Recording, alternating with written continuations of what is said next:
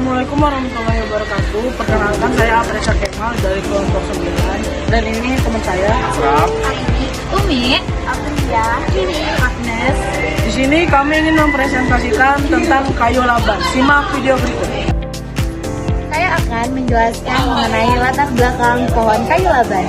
Kayu laban adalah jenis kayu yang berasal dari pohon kayu laban yang biasa disebut Petex pinnata yang banyak ditemukan di Indonesia. Kayu ini dikenal karena kekuatannya, ketahanannya terhadap air, dan daya tahannya terhadap serangan air. Bahkan dalam kondisi lembab, pohon laban juga memiliki keunikan mampu hidup kembali setelah terbakar.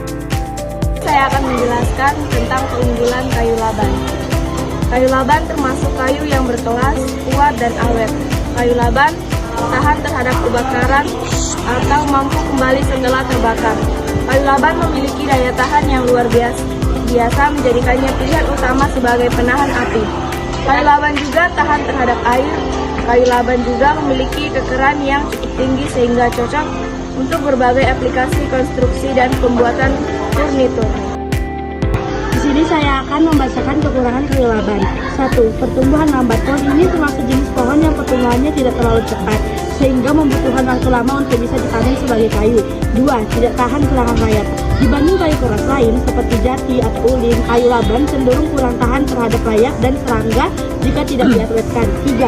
Kualitas kayu kurang stabil. Kayunya bisa mudah melengkung atau retak jika tidak dikeringkan dengan benar. 4. Kurang populer. Belum sepopuler kayu jati, meranti atau mohani, sehingga nilai jualnya di pasaran tidak terlalu tinggi. 5. Terbatas pada habitat alami. Pohon laban tumbuh alami di daerah tertentu saja dan belum banyak dibudidayakan secara luas sehingga pasokannya bisa terbatas. Di sini saya akan menjelaskan tentang kegunaan kayu laban. Kayu laban termasuk kayu yang bisa bertahan di kondisi lembab karena memiliki daya tahan yang kuat terhadap air. Kayu laban mempunyai keunggulan yaitu sebagai bahan pembuatan tiang, pecahan pintu dan jendela, furnitur, serta bahan konstruksi lainnya. Bagian-bagian pohon laban seperti dan akar dapat dimanfaatkan sebagai obat tradisional untuk berbagai penyakit.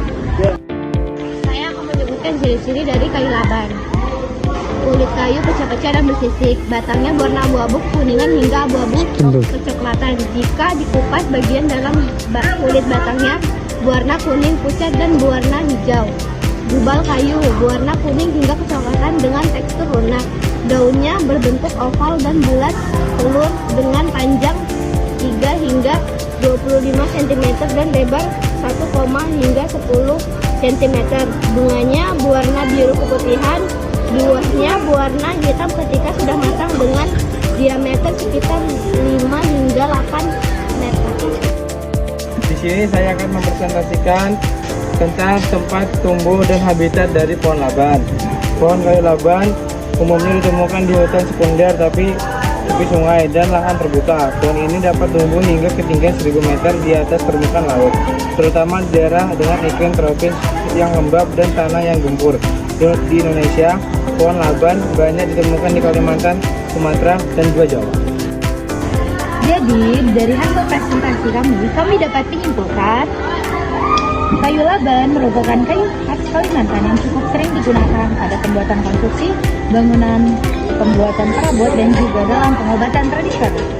Kayu laban memiliki banyak manfaat kepada manusia, jadi alangkah baiknya kita menjaga kayu laban agar tetap ada dan tidak punah. Apalagi mengingat banyaknya penggundulan hutan dan pemotongan kayu secara ilegal dan tidak bertanggung jawab atas perbuatannya.